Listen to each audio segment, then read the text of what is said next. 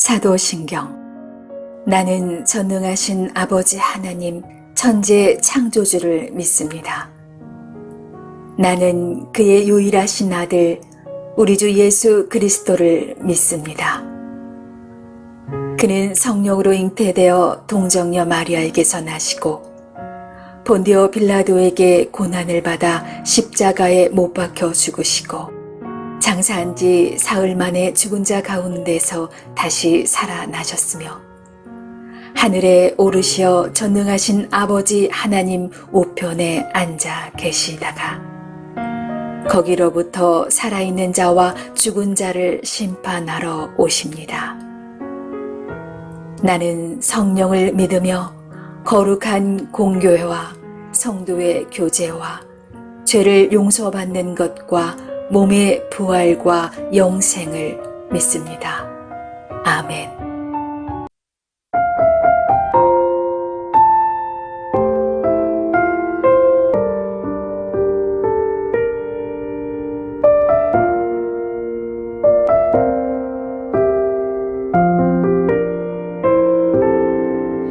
나의 안에 거하라. 나는 내 하나님이니 모든 환난 가운데 너를 지키는 자라. 두려워하지 말라. 내가 널 도와주리니 놀라지 말라. 내 손 잡아주리라. 나의 안에 거하라. 나는 내 하나님이니 모든 환난 가운데 너를 지키는 자라. 두려워하지 말라. 내가 널 도와주리니 놀라지 말라. 내 손 잡아주리라. 내가 너를 지명하여 불렀나니 너는 내 것이라. 내 것이라. 너의 하나님이라. 내가 너를 보배롭고 존귀하게 여기노라. 너를 사랑하는 내 여호와라.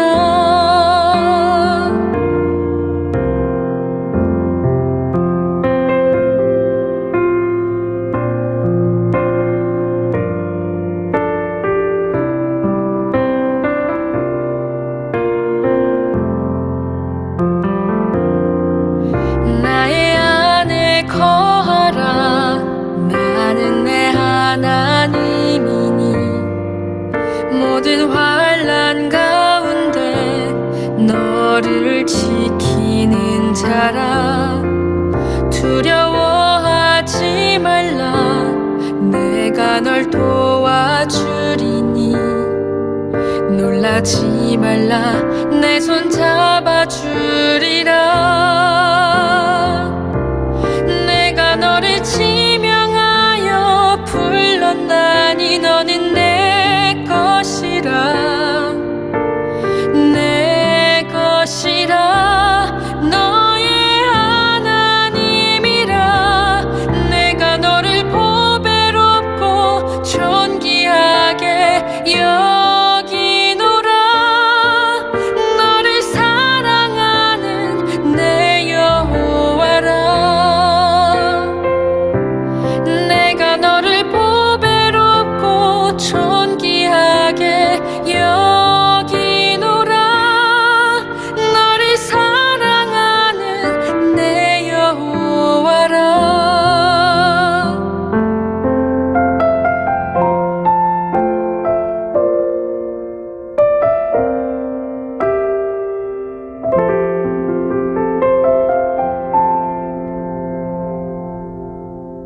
제 27장.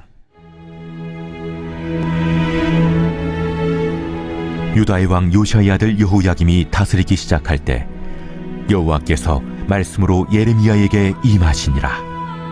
여호와께서 이와 같이 내게 말씀하시되 너는 줄과 멍에를 만들어 내 목에 걸고 유다의 왕 시드기야를 보러 예루살렘에 온 사신들의 손에도 그것을 주어 에돔의 왕과 모압의 왕과 암몬 자손의 왕과 두로의 왕과 시돈의 왕에게 보내며 그들에게 명령하여 그들의 주에게 말하게 하기를 만군의 여호와 이스라엘의 하나님께서 이와 같이 말씀하시되 너희는 너희의 주에게 이같이 전하라. 나는 내 큰 능력과 나의 쳐든 팔로 땅과 지상에 있는 사람과 짐승들을 만들고 내가 보기에 옳은 사람에게 그것을 주었노라. 이제 내가 이 모든 땅을 내 종 바벨론의 왕 느부갓네살의 손에 주고 또 들짐승들을 그에게 주어서 섬기게 하였나니 모든 나라가 그와 그의 아들과 손자를 그 땅의 기한이 이르기까지 섬기리라. 또한 많은 나라들과 큰 왕들이 그 자신을 섬기리라. 여호와의 말씀이니라. 바벨론의 왕 느부갓네살을 섬기지 아니하며 그 목으로 바벨론의 왕의 멍에를 매지 아니하는 백성과 나라는 내가 그들이 멸망하기까지 칼과 기근과 전염병으로 그 민족을 벌하리라. 너희는 너희 선지자나 복술가나 꿈꾸는 자나 술사나 요술자가 이르기를 너희가 바벨론의 왕을 섬기게 되지 아니하리라 하여도 너희는 듣지 말라. 그들은 너희에게 거짓을 예언하여 너희가 너희 땅에서 멀리 떠나게 하며 또 내가 너희를 몰아내게 하며 너희를 멸망하게 하느니라. 그러나 그 목으로 바벨론의 왕의 멍에를 메고 그를 섬기는 나라는 내가 그들을 그 땅에 머물러 밭을 갈며 거기서 살게 하리라 하셨다 하라. 여호와의 말씀이니라 하시니라.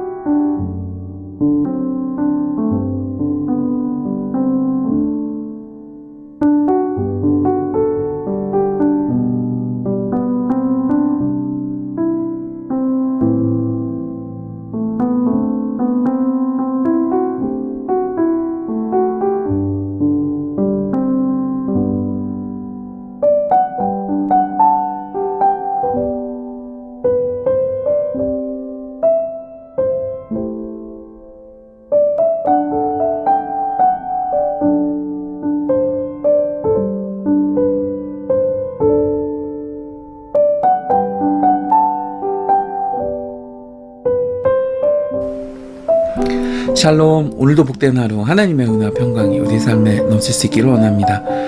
오늘 함께 읽은 말씀은 이제 29장까지 이어지는 하나의 단락이 되어집니다. 특별히 오늘 읽은 27장만 해도 세 부분으로 나누어 생각해 볼 수 있는데 어쨌든 그 중에 오늘 본문은 하나님의 일하심과 주권을 열방에 대하여 선포하는 내용으로 되어져 있습니다. 오늘 말씀의 배경은 이 당시의 최강대국이었던 바벨론 제국의 이제 3차 예루살렘 침공으로 인해서 당시의 유다왕 여호야긴이 폐위되어서 바벨론 포로로 잡혀가고 또 이때 그 바벨론 왕 느부갓네살에 의해서 세워진 유다 제20대 왕으로서 시드기야 왕이 이제 주변 나라들과 더불어서 동맹을 결성해서 바벨론에 오히려 대항하고자 했던 그런 그 역사가 나오고 있습니다. 이때 예레미야 선지자에게 하나님의 말씀이 임해서 바벨론 제국의 강함과 또 그들의 힘은 하나님께서 허락하신 일이므로 바벨론에 복종하라는 메시지와 그렇지 않을 경우에는 하나님께서 그분의 일하심을 거역하는 나라와 민족들에게 칼과 기근과 전염병으로 징계를, 그러나 하나님의 일하심을 따르는 나라와 민족에게는 비록 바벨론의 통치 아래 살게 되겠지만은 그 땅에 머물러 밭을 갈며 거기서 편히 살 수 있도록 은혜를 베푸시겠다라는 이 하나님의 메시지를 선포하도록 한 것이었습니다. 이것을 보이시기 위해서 2절을 보면 예레미야에게 줄과 멍에를 만들어 목에 걸고 에돔과 모압과 암몬과 두로와 시돈 연합군에서 파견되어 있는 그 사신들에게 그것을 보여주면서 각기 자기 나라의 왕들에게 보내어 하나님의 경고와 메시지를 전달하도록 했습니다. 이 줄과 명예는 그러니까 어떤 의미가 있느냐? 8절에 나오는 바벨론 왕의 멍에, 즉 하나님께서 바벨론을 들어 당시의 통치자들과 권력을 재편하시고 또 역사를 하나님의 뜻대로 주관해 계시는 하나님의 주권을 보여주는 하나의 상징이 바로 이 줄과 멍에였습니다. 우리가 생각해보면 불과 1세기 전에 하나님께서는 아수르를 일으키셔서 북이스라엘과 또 주변국에 대한 심판과 진노를 단행하셨던 것을 우리는 알고 있습니다.